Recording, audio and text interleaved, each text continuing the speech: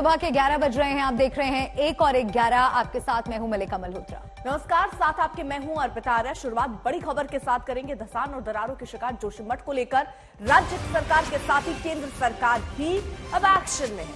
केंद्रीय गृह मंत्री अमित शाह ने जोशीमठ को लेकर उच्च स्तरीय बैठक बुलाई है। इस बैठक में एनडीआरएफ के अधिकारी, गृह सचिव और तमाम बड़े अधिकारी मौजूद रहेंगे। तो ये उच्च स्तरीय बैठक हालात पर कैसे नियंत्रण पाया जाए उसको लेकर महत्वपूर्ण निर्णय इसमें लिए जा सकते हैं। एनडीआरएफ के अधिकारी इसमें मौजूद होंगे और साथ ही साथ गृह सचिव और तमाम बड़े अधिकारी इस बैठक में मौजूद रहने वाले हैं। तो ये बड़ी बैठक के बारे में आपको जानकारी दे दें। पीड़ित लोगों के साथ है सरकार। लगातार सीएम धामी की तरफ से जनता को ये आश्वासन दिया जा रहा है। जोशीमठ को लेकर अब केंद्र सरकार भी फुल एक्शन मोड में नजर आ रही है। किस तरह से पीड़ित और प्रभावित परिवारों को सहायता देनी है, उन तक मदद पहुंचानी है, इसको लेकर रोडमैप तैयार किया जा रहा है। गृह मंत्री अमित शाह ने उच्च स्तरीय बैठक बुलाई है। बैठक में एनडीआरएफ के अधिकारी भी मौजूद रहेंगे और आगे किस तरह से स्थिति को नियंत्रण में करना है उसको लेकर बड़ी बैठक होगी। गृह सचिव सहित कई बड़े अफसरों के साथ ये बैठक होगी और क्या इस वक्त हालात वहां पर बने हुए हैं इसको लेकर चर्चा होगी और आगे की तैयारी को लेकर भी कई निर्णय लिए जा सकते हैं इस अहम बैठक में।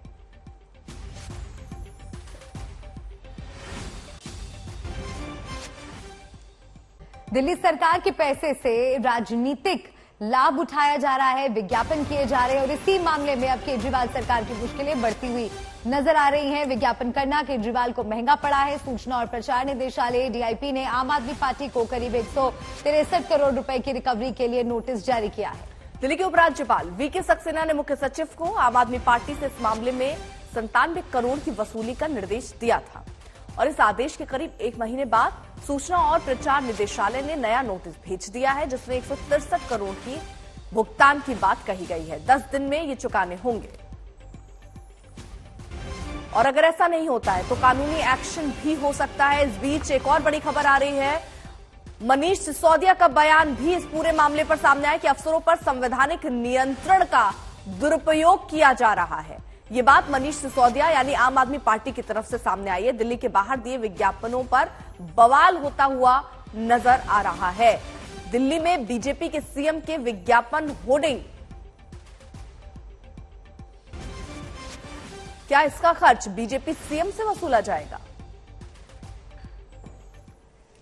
Directorate of information and publicity, जो कि दिल्ली सरकार का ही एक डिपार्टमेंट है, उसने आम आदमी पार्टी से 163 करोड़ रुपए की रिकवरी का नोटिस भेजा है। ये वो पैसा है जो आम आदमी पार्टी ने सरकारी खजाने से अपने प्रचार और प्रसार के ऊपर उजाड़ने का काम किया।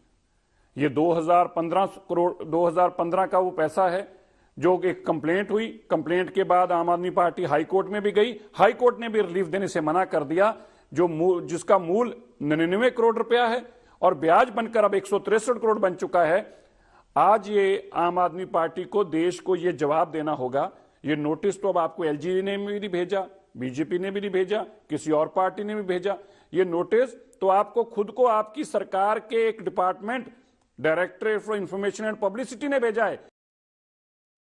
बीच एक बड़ी खबर आ रही है श्रीनगर से। श्रीनगर के गांदरबल में बर्फीला तूफान आया है। भयानक तस्वीरें वहां से सामने आ रही हैं। ये तस्वीरें आप देखिए, बर्फीले तूफान की ये तस्वीरें श्रीनगर के गांदरबल से सामने आ रही हैं। तो गांदरबल में भयानक ये बर्फीला तूफान, और इसको देखकर आप अंदाजा लगाइए कि किस तरीके के हालात वहां आसपास अगर कोई इलाका होगा तो वहां होंगे। अशरफ हमारे सहयोगी इस वक्त और जानकारी के साथ जुड़ चुके हैं। अशरफ, ये तस्वीरें वाकई बहुत दिल दहलाने वाली, भयानक बर्फीला तूफान हम तस्वीरों में देख पा रहे हैं। बिल्कुल मलिका, दरअसल ये सोनमर्ग का इलाका है और सोनमर्ग जाना जाता है कश्मीर में सबसे ज्यादा बर्फबारी के लिए। यहाँ तक कि पिछले कई सालों तक सोनमर्ग का इलाका सर्दियों के दौरान 2-3 महीने बर्फबारी और एवलांचेस के कारण बंद ही रहता था। ये वो सड़क है जो कश्मीर घाटी को जो है लेह और लद्दाख के साथ जोड़ती है और इसी रास्ते से जो है करगिल हाईवे जो श्रीनगर से करगिल रास्ता जाता है वो जाता है, वहीं पर पहाड़ से ये बर्फीला तूफान आया है और इसके कारण जो है सोनमर्ग रोड जो है वो बंद हो गया है यातायात के लिए। और अगर कहा जाए तो सबसे बड़ी खबर जो इस बात से है, जो राहत की खबर है, ये है कि कोई जानी या माली नुकसान इस बर्फीले तूफान के कारण सोनमर्ग में नहीं हुआ है। लेकिन हाँ, बहुत बड़ा ये जो है बर्फीला तूफान श्रीनगर करगिल हाईवे पर सोनमर्ग के पास आया और पहले ही कल शाम को ही जो है जम्मू कश्मीर में प्रशासन ने, क्योंकि पहाड़ी इलाकों में जमकर जबरदस्त बर्फबारी हुई, बर्फीले तूफानों का अलर्ट जारी किया था और लोगों को कहा था कि जिन जिन इलाकों में बर्फीले तूफानों का खतरा रहता है वहां पर लोग सावधानी बरतें। कल ही हमने देखा कि सेना के 3 जवान भी मारे गए एक बर्फीले तूफान में, मस्सिल सेक्टर में जो कुपवारा जिले में आता है, और वहां पर भी जो है वो फिसले थे एक बर्फ की चट्टान से और बर्फ के नीचे दब गए थे और उनकी जान उस ड्यूटी के दौरान हुई थी। तो कहीं ना कहीं जो है आने वाले 48 घंटों को लेकर भी इस तरह का अलर्ट पहले ही प्रशासन ने कश्मीर के पहाड़ी इलाकों में जारी किया है, जहां पर बर्फीले तूफानों का खतरा बना हुआ है, क्योंकि बारिशों के साथ ये बर्फबारी कश्मीर में हो रही है और अगले 24 घंटे तक भी ये बर्फबारी जो है कश्मीर में जारी रहेगी और शनिवार से जो है मौसम फिर बदलेगा। इस बर्फबारी से जो है न सिर्फ ठंड बढ़ गई है कश्मीर में, बल्कि साथ ही साथ जो है आने वाले दिनों में तापमान में और भी गिरावट आएगी और बर्फीले तूफानों का खतरा जो पहाड़ी इलाकों में है वो बना रहेगा। शुक्रिया अशरफ जानकारी पहुंचाने के लिए। तो ये जानकारी अशरफ बता रहे थे कि इस तरह का जो तूफान आया है उसके बाद आसपास के लोगों के लिए एडवाइजरी जारी की गई है, हिदायत दी जा रही है कि अपना ख्याल रखें क्योंकि काफी तबाही भी मच सकती है। भीषण ठंड वहां पर पड़ रही है, पारा लगातार लुढ़क रहा है। कश्मीर में भारी बर्फबारी का दौर है और ये बर्फीला तूफान वहां पर गांदरबल में आया है। उत्तराखंड के मुख्यमंत्री पुष्कर सिंह धामी जोशीमठ में हैं, जहां वो आपदा को लेकर इस वक्त उच्च स्तरीय बैठक कर रहे हैं।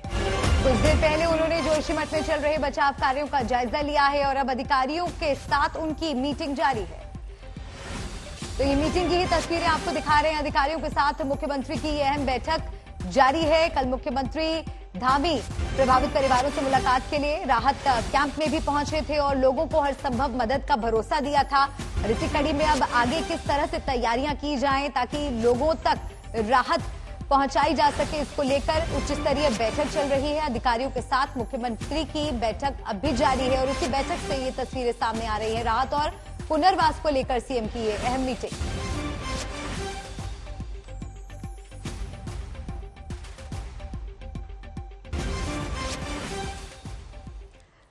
तो जोशीमठ को चिंता है कि अब आगे कैसे चीजें सुधरेंगी, राज्य सरकार क्या कर रही है, मुख्यमंत्री धामी क्या कर रहे हैं। इन्हीं सवालों के बीच जोशीमठ को सीएम ने भरोसा दिलाया है, कहा है कि संकट से उभारेंगे।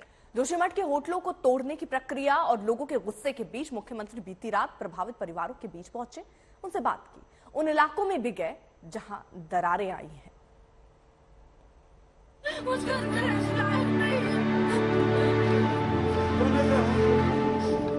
इतने दिन से बेघर हो गया और ऐसे में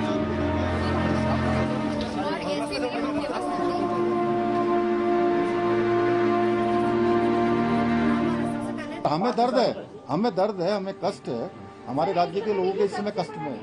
इस 6 महीने के बच्ची को लेकर हो जाएगा कुछ नहीं कर रहा।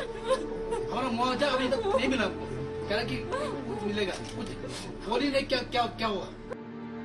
सरकार दिलासा दे रही है कि सब ठीक होगा, लेकिन कैसे दिल मान ले जो इन पर बीती है वो घाव सिर्फ शब्दों के मरहम से भर जाएंगे।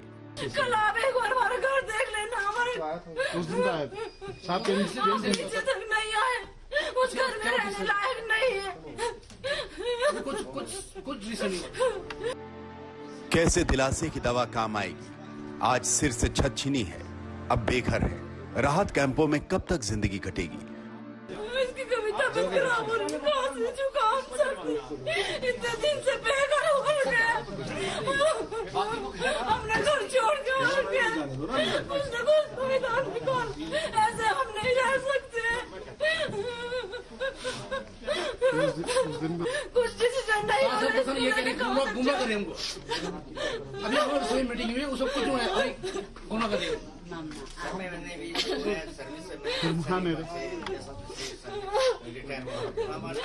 6 महीने के बच्ची को लेके हो जाएगा कुछ नहीं होगा। हमारा मुआवजा अभी तक नहीं मिला हमको, कह रहा कि कुछ मिलेगा, कुछ बोली नहीं क्या होगा, कब तक रहेंगे सर।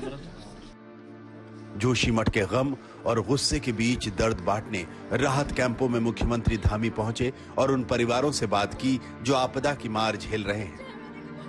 बहुत बहुत धन्यवाद सर। हमारे समस्या अब ये 74 वर्ष से उम्र में पौधा बेघर 10-12 लाख जो भी आप नौकरी चाकरी के कर्ज गाड़ी करके सब कुड़ी बनाई से कुड़िया हो जाए सफर हम दे बस में जन के हम सुख समाधान भगवान हमारे। जोशीमठ के राहत शिविरों में प्रभावित परिवारों का दर्द छलक रहा है उत्तराखंड के सीएम पुष्कर सिंह धामी के सामने। हमारे घर देखोगे आप, तो आप अगर वहाँ पे जाके देखोगे हमारे घर की स्थिति जो है बिल्कुल इतने टूट चुके हैं। जो हम 1 बजे रात वहाँ से भाग हैं, हम अंदर सो रहे बाहर से हमारा घर टूट गया, तो हम भाग भी नहीं सकते सिर्फ आप ही हमारा सर। हमें आप समय रिलीफ फंड जो हमारे उस होटल में कुछ हो न हो उससे हमें कोई लेना देना नहीं, लेकिन होटल की वजह से हमारे घर पूरे टूट गए हैं। अब उस होटल का मामला जहाँ तक हो उसको जो करते हैं हमें उससे कोई लेना देना नहीं है, लेकिन हमारे सबसे पहले हमारी व्यवस्था करो सर। ऐसे कई परिवार हैं जिन्हें अपना आशियाना छोड़ना पड़ा है। सैकड़ों लोग हैं जो आंसुओं के सहारे अब कैंप में जिंदगी गुजार रहे हैं। मुख्यमंत्री सामने आए तो दिल की बात जुबां पर आ गई। आपसे यही विनती करती हूँ सर, पहले मारवाड़ी में पूरा डिटेल से देख लीजिए, तब जोशीमठ में देख लीजिए। आक्रोश में लोगों को मत आने दीजिए। मैं ये कह रही हूँ, हमें भी उसमें बुरा लगता है सर, हमें बुरा लगता है, हमें बुरा लगता है। जो आपके हाथ में जो हो सकता है वो कर लीजिए और इनको लिख के दे दीजिए। अब जितने परिवार बेघर हैं इनको सुरक्षा अच्छी होनी चाहिए। वहाँ खाना नहीं मिल रहा, सोने के लिए नहीं मिला, 35 आदमी एक कमरे में है। बात यही चाहिए हमें। मैं इसलिए तो बोल रही हूँ आपसे, हमें यही चाहिए, मैं यही चाहती हूँ। जोशीमठ में कई कैंप बनाए गए हैं। मुख्यमंत्री धामी उन कैंपों में पहुंचे और पीड़ित परिवारों से बात की। राहत शिविरों में लोगों को मिल रहे खाने का भी जायजा लिया। पूरी कोशिश इस बात पर रही कि संकट की घड़ी में सरकार का संवेदनशील चेहरा नजर आए। मुआवजे की राशि को लेकर लोगों के गुस्से से जो खराब संदेश गया वो ठीक हो। बात कुछ नहीं हुई। यहाँ पर आए मिलने तो यही बोला कि भाई आप लोगों की व्यवस्था हम देख रहे हैं, करेंगे। ये छोटी सी बालिका जो हमारी पोती, उसको भी गोद में लिया उन्होंने और बोला कि भाई घबराने की बात नहीं, सब ठीक हो जाएगा।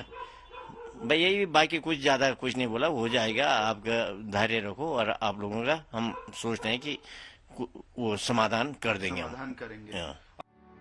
सरकार मान रही है कि यह आपदा बड़ी है, साथ ही विश्वास भी दिला रही है कि सब ठीक होगा। लोग उचित मुआवजे की मांग कर रहे हैं। धामी कह रहे हैं कि प्रभावित परिवारों को दी जा रही 1.5 लाख रुपए की राशि सिर्फ अंतरिम है। फाइनल मुआवजे के लिए कमेटी बना दी गई है। सबसे वार्ता करेंगे। ये आपदा केवल सरकार की आपदा नहीं है, कुछ लोगों की आपदा नहीं है, पूरे उत्तराखंड के लोगों की आपदा है, पूरे जोशीमठ के लोगों की आपदा है और पूरे देश के लोगों का ध्यान इस पर है। तो सबको मिलकर इसका रास्ता निकालना है। और मैं तो आप सबसे भी निवेदन करूंगा कि हमको जो है थोड़ा सा बहुत ज्यादा उस तरह से न करते हुए, क्योंकि ये आपदाएं हमारे यहाँ आती हैं लेकिन उसके बाद स्थितियां सामान्य भी होती हैं। उत्तराखंड पर यह विपदा आई है जो वक्त के साथ बीत भी जाएगी, लेकिन जोशीमठ की प्रभावित आबादी के पुनर्वास का क्या होगा, कब और कैसे होगा इंतजाम, ऐसे कई यक्ष प्रश्न हैं जिसका जवाब तलाशना अभी बाकी है।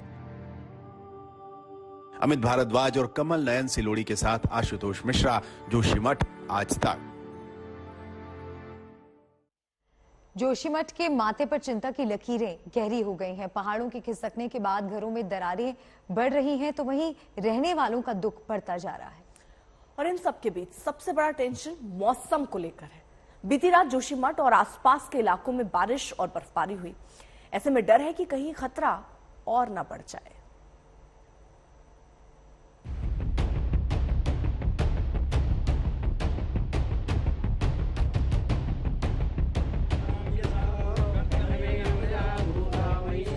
जोशीमठ में अब मौसम की आफत।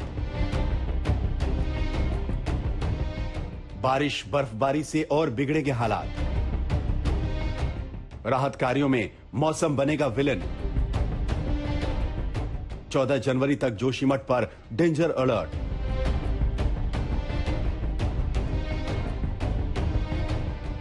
जोशीमठ सिसक रहा है, सदमे से उबरने की कोशिश कर रहा है। दोबारा जिंदगी पटरी पर लौट आए इस उम्मीद में वहां के लिए सरकार प्लानिंग कर रही है, लेकिन मौसम की बेरुखी ने फिर से जोशीमठ के संकट को और बढ़ा दिया है। बीते करीब 20 दिनों से घरों की दरारें बढ़ती जा रही हैं, लेकिन इसे लेकर जानकार आशंका जता रहे थे कि मौसम बिगड़ा, बारिश और बर्फबारी हुई तो यह संकट और गहरा हो जाएगा। ऐसी आशंका के बीच जोशीमठ और आसपास के इलाकों में बारिश और बर्फबारी का दौर शुरू हो गया है। वैसे तो उत्तराखंड के तमाम ऊंचाई वाले इलाके सफेद चादर से ढकने लगे हैं। ये 4 तस्वीरें देखिए। जोशीमठ से महज 11 किलोमीटर दूर औली तो बर्फबारी में ढक गया है। जोशीमठ से करीब 50 किलोमीटर दूर केदारनाथ भी सफेद चादर से ढक गया। जोशीमठ से 380 किलोमीटर दूर गंगोत्री और यमुनोत्री में भी मौसम का वैसा ही हाल है, लेकिन सबसे ज्यादा चिंता जोशीमठ की है, जहां बीती रात बारिश भी हुई और बर्फबारी भी। सबसे बड़ा डर यह है कि जोशीमठ में मौसम बिगड़ जाए और बारिश तेज हुई तो मिट्टी खिसकनी शुरू होगी। बर्फबारी से भी संकट बढ़ जाएगा। मिट्टी खिसकने से घरों की दरारें बढ़नी तेज हो जाएंगी। उत्तराखंड मौसम विभाग ने खतरे की घंटी बजाई है। आशंका जताई है कि जोशीमठ और गढ़वाल समेत कई इलाकों में 14 जनवरी तक बारिश हो सकती है। ऊंचे क्षेत्रों में बर्फबारी का भी अलर्ट है। ऐसे में बारिश हुई तो जोशीमठ की दरारें और गहरी हो सकती हैं।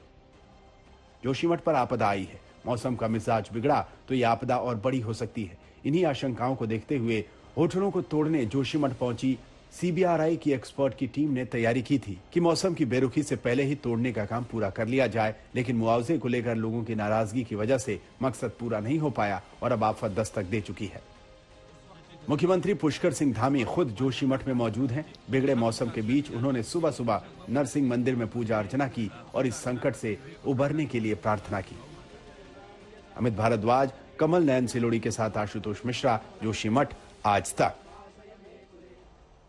जोशीमठ के हालात पर उत्तराखंड सरकार लगातार एक्शन में है। मुख्यमंत्री धामी उच्च स्तरीय बैठक कर रहे हैं और इन सब के बीच जोशीमठ के अलावा अन्य शहरों में मकानों में आ रही दरारों ने भी चिंता की लकीरें बढ़ा दी हैं।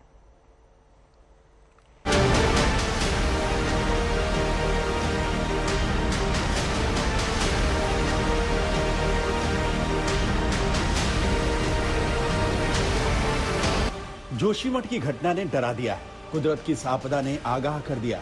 घरों में आ रही दरारों ने बता दिया कि हर चूक का खामियाजा इंसान को भुगतना पड़ेगा।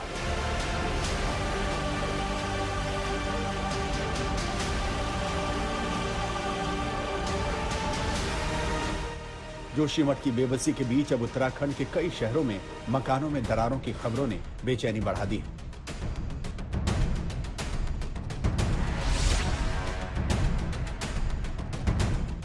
ये तस्वीरें कर्णप्रयाग की हैं, जहां सुभाष नगर इलाके में लोग परेशान हैं। उनके घरों में दरारें आ चुकी हैं। उन्हें समझ नहीं आ रहा कि क्या करें, कहां जाएं।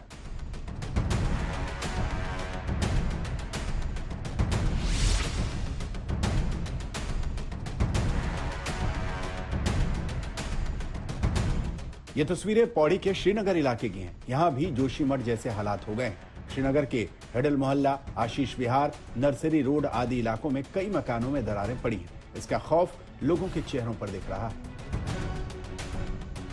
इसमें कोई संदेह नहीं है कि जोशीमठ जैसी स्थिति यहाँ पे होने वाली है।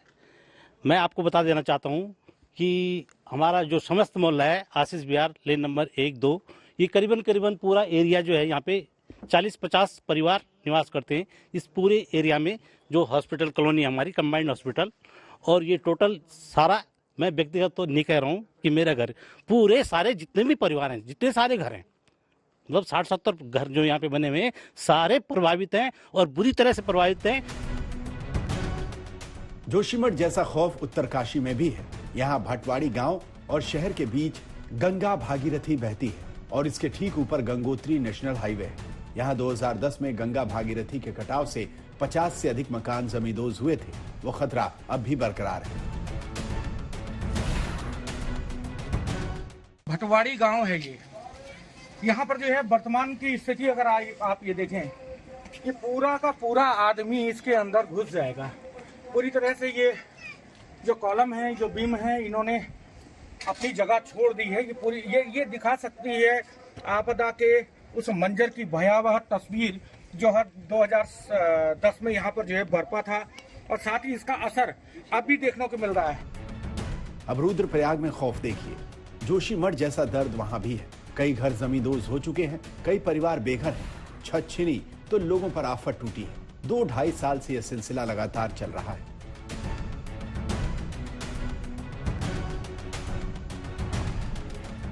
टिहरी जिले के नरेंद्र नगर में भी ऋषिकेश कर्णप्रयाग रेलवे स्टेशन के निर्माण से अटाली गांव के कुछ परिवार के मकानों में दरारें आई, जिसकी वजह से लोग गम में हैं। पिछले 2 से 3 दिनों में 1.5 फीट तक दरारें आई हैं, जिसके चलते गांव में कई घर खतरे की जद में हैं। ऐसी तमाम चिंताओं को लेकर उत्तराखंड सरकार का कहना है कि संकट को बढ़ा चढ़ाकर पेश किया जा रहा है। ये आपदा आई है, ये आपदा ठीक हो जाएगी, शांत हो जाएगी, और सभी को विश्वास करना चाहिए कि हमारा जोशीमठ शहर बचेगा। पूरे उत्तराखंड के अंदर जो जगह जगह तमाम प्रकार से इस प्रकार की बातें आई हैं कि पूरा उत्तराखंड खतरे में है, जोशीमठ शहर खतरे में है, भगवान नरसिंह जी की कृपा से हम इस सब से उभरेंगे। मैं सबको विश्वास दिलाता हूँ, भगवान हम सबको कृपा करेंगे। उत्तराखंड के कुछ जिलों में आई तस्वीरें संकट का संकेत दे रही हैं। मान भी लिया जाए कि नए इलाकों में मकानों में आ रही दरारें जोशीमठ जैसे बड़े खतरे की आहट नहीं, फिर भी जरूरत है कि समय रहते लोगों की चिंताओं को दूर किया जाए। पौड़ी से सिद्धांत उनियाल, उत्तरकाशी से ओमकार बहगुड़ा, टिहरी गढ़वाल से कृष्ण गोविंद कंसवाल के साथ आज तक ब्यूरो। जोशीमठ में अभी मौसम का क्या हाल है और जानकारी दे रहे हैं आज तक संवाददाता अमित भारद्वाज। जोशीमठ में मौसम ने करवट ले ली है। हमारे ठीक पीछे जो हिमालयन रेंज है, आपको वहां पे दिखेगा इस वक्त काले घने बादल हैं पूरे हिमालयन रेंज में यहाँ पे, और जो पहाड़ों पे ये सफेद पैचेस दिख रहे हैं आपको, ये ताजा बर्फबारी है। कल देर रात जोशीमठ में, चमोली में बारिश हुई है, पूरा शहर भीग गया है। और अगर आप हिमालयन रेंज को देखेंगे तो सारे पहाड़ अब स्नो से, बर्फ से ढके हुए हैं, धीरे धीरे ढकते जा रहे हैं, और जबरदस्त बर्फबारी हुई है। उसका असर आपको दिखेगा। कल तक ये पहाड़ बिल्कुल यहाँ बर्फ के नामो निशान नहीं थे, खास करके दाहिने छोर पे जो पहाड़ का रेंज दिख रहा है, लेकिन वहां पूरा बर्फ इस वक्त आपको दिखाई देगा। ये जोशीमठ के लिए खतरे की बड़ी घंटी है, क्योंकि जो जमीन है यहाँ पे फट रही है। जो मकान हैं उनमें दरारें आ गई हैं। कई सारे मकानों में, 700 से ज्यादा मकानों में दरारें आ चुकी हैं। पिलर्स टूट गए हैं। बड़ी बड़ी बिल्डिंगों में, मल्टी स्टोरी बिल्डिंग्स में नुकसान हुआ है। ऐसे में जब बारिश होती है तो भूधसाव का खतरा और भी बढ़ जाएगा, क्योंकि जमीन पहले से ही कमजोर है, और बारिश की वजह से पहाड़ के इन इलाकों में भूधसाव की घटनाएं बढ़ती हैं। और इसके साथ साथ अगर बर्फबारी का असर जोशीमठ में भी होता है, क्योंकि औली में बर्फबारी शुरू हो गई है, तो एक्सपर्ट्स का मानना है अगर जोशीमठ में भी बर्फबारी शुरू हो जाती है, जिन मकानों में पहले से बहुत ज्यादा डैमेज हो चुका है, उनके गिरने का खतरा बढ़ जाएगा।